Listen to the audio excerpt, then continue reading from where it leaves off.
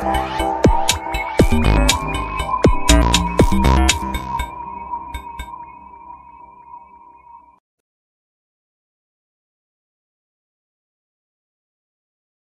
sejahtera untuk kita semua. Semoga kita semakin mengimani bahwa Allah menyertai kita dalam suka dan duka, dalam sehat atau sakit, berkelimpahan atau kekurangan. Kita mendalami tentang Allah menyertai kita dengan membaca Kejadian 39 ayat 21.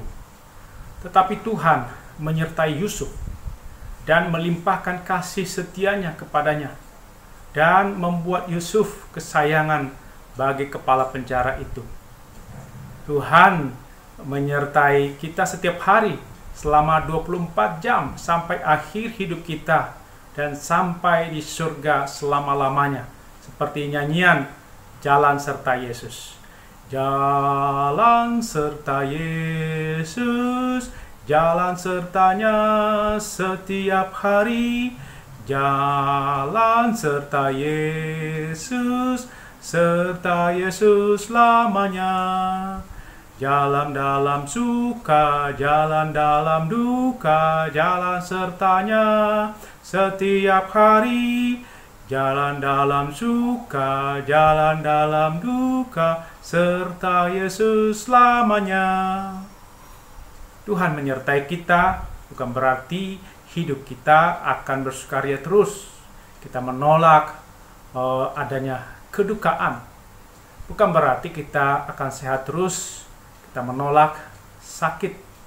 Bukan berarti kita akan kaya terus. Kita menolak miskin. Bukan berarti kita akan berhasil terus, menolak kegagalan hidup. Orang yang menolak kedukaan bisa jadi dia tidak menerima firman Tuhan, atau dia tidak mempercayai bahwa hidup manusia itu fana.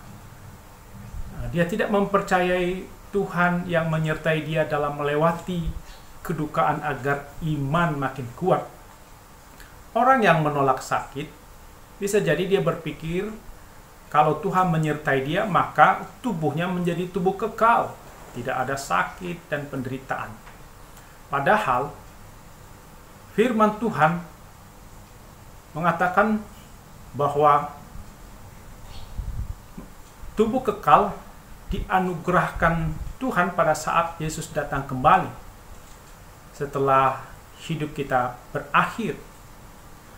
Orang yang menolak miskin bisa jadi dia berpikir bahwa Tuhan akan menjaga uang materinya agar tetap banyak walaupun dia tidak bekerja karena pensiun atau perusahaan tutup.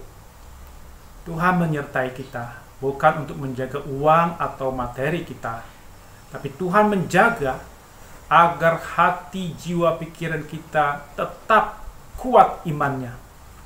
Orang yang menolak gagal bisa jadi dia berpikir bahwa dirinya sudah sangat suci karena Tuhan menyertai dia dan tidak ada kesalahan kekurangan yang dilakukan.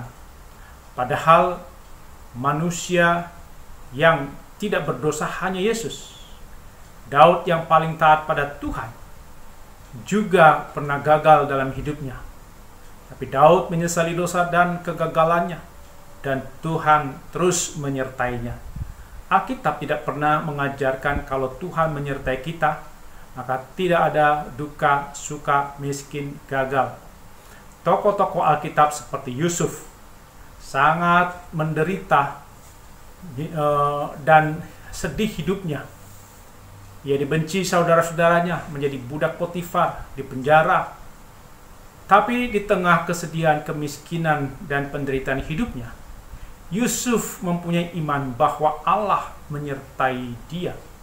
Yusuf sepenuhnya bergantung pada Allah, tidak bergantung pada orang tua dan saudara, tidak bergantung pada orang kuat dan teman, ia tidak bergantung pada materi, ia hanya bersama Tuhan. Yusuf adalah contoh iman bahwa Allah menyertai kita. Yusuf ketika disertai Tuhan tidak tidur-tiduran, tapi bekerja keras, penuh tanggung jawab. dipercaya menjadi kepala rumah tangga Potifar dan menjadi orang dipercaya oleh kepala penjara dan oleh Firaun. Tuhan menyertai dan memberi kekuatan agar potensi, talenta, kinerja yang terbaik dari diri kita bisa ditampilkan dalam kehidupan pekerjaan dan kehidupan sehari-hari, dimanapun kita berada dan dalam kondisi apapun kita hadapi. Tuhan menyertai Yusuf karena Yusuf menghormati dan mempercayai Allah dengan segenap hati dan tidak bersandar pada pengertian sendiri. Allah menghargai Yusuf dan meluruskan jalan Yusuf. Amsal 3 ayat 5-7.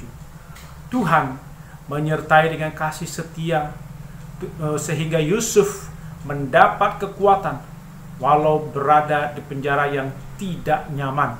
Yusuf tetap kuat walau diperlakukan dengan tidak adil dan benar oleh tuannya.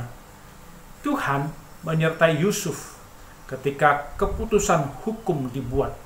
Yusuf tidak dihukum mati, tapi dihukum penjara seumur hidup. Allah mengubah kemarahan tuannya menjadi pujian bagi Yusuf. Allah menyertai Yusuf dengan mengatur supaya dia dikurung di antara tahanan-tahanan raja.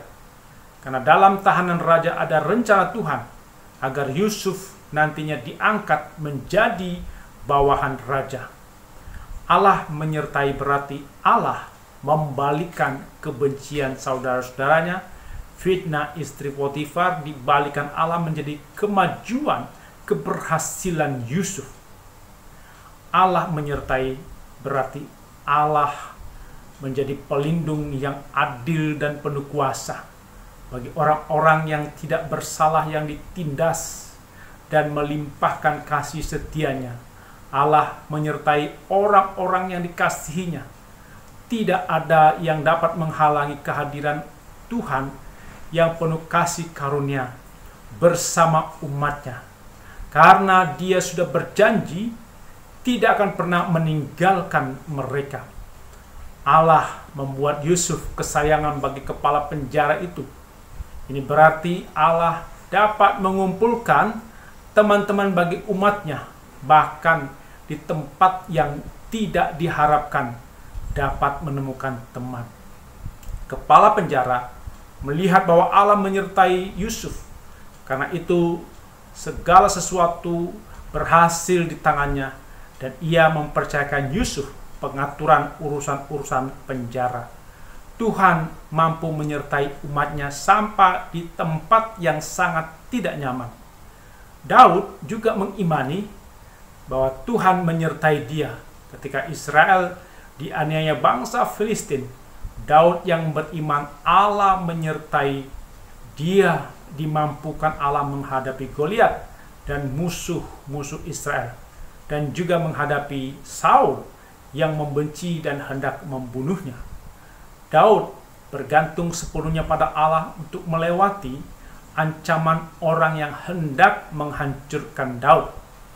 Daud disertai Tuhan bukan berarti Daud hanya berdoa di rumah saja, tapi dia ikut berjuang melawan ketidakadilan dan ketidakbenaran. Paulus juga menderita di penjara, dianiaya, hidup secukupnya, tidak kaya.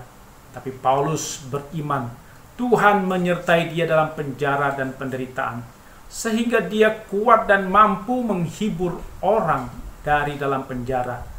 Paulus disertai Tuhan untuk menguatkan anggota jemaatnya agar bertumbuh dalam iman. Firman Tuhan mengajarkan bahwa apapun perkara dalam hidup kita, Tuhan selalu beserta kita. Tuhan mencukupkan kita. Tuhan menguatkan kita. Allah itu selalu hadir menemani kita dalam segala perkara hidup kita, sehingga kita dikuatkan Tuhan menghadapi segala perkara. Semakin bijaksana melaksanakan pekerjaan di kantor dan di rumah, di masyarakat, Tuhan membuat berhasil dalam pertandingan iman. Tuhan menyertai dengan memberikan kasih karunia kepada kita, agar kita makin disukai orang lain, seperti Yusuf makin disayang kepala penjara. Ketika kita sakit, apakah kita yakin Tuhan menyertai? Ketika seorang anak sendirian, apakah dia percaya Tuhan menyertai? Ketika membuat keputusan, apakah Tuhan menyertai? Apakah setiap langkah hidup kita Tuhan yang menyertai dan mengatur langkah kita? Tuhan menyertai kita berarti kita menyadari bahwa sangat perlu bersandar pada Tuhan setiap saat. Kita harus berjuang menghadapi tantangan kehidupan. Kita sadar bahwa hanya bersama Tuhan kita bisa menang terhadap tantangan itu. Kita meminta Tuhan agar menyertai langkah kita, seperti yang diungkapkan dalam NKB 110 ayat 1. Rindukah engkau mendapat berkat Tuhan yang penuh di seluruh hidupmu? Mintalah kepada Bapamu yang janjinya teguh menyertai langkahmu. Kalau Allah menyertai, maka jangan hati kita gentar, ketakutan menghadapi apapun yang terjadi di hadapan kita. Allah memberikan penghiburan-penghiburan yang terbesar pada masa kesusahan yang kita peroleh dari Kristus. Tuhan menyertai kita seperti burung Raja Wali yang menaungi anaknya, yang latihan terbang, latihan mencari makan. Sayap burung Raja Wali yang besar menaungi anaknya, termasuk jika ada badai. Anaknya dibiarkan jatuh waktu latihan terbang, tapi tidak sampai tergeletak karena sayap burung Raja Wali menaunginya. Kita berlindung pada Allah agar tidak hancur hati, jiwa, pikiran kita. Mungkin usaha kita hancur, tapi hati, jiwa, semangat kita tidak hancur. Kita mulai lagi. Kekuatan spiritual dalam diri kita makin bertambah karena kita yakin Tuhan menyertai kita. Amin. Mari kita berdoa. Ya Tuhan, mampukan kami memiliki iman bahwa Tuhan menyertai kami dalam suka maupun duka, dalam sehat maupun sakit, dalam berkelimpahan maupun kekurangan, dalam keberhasilan maupun kegagalan. Tuhan menyertai kami dan mengatur langkah kami agar kami terus bertambah kuat iman kami. Dalam Yesus kami berdoa. Amin.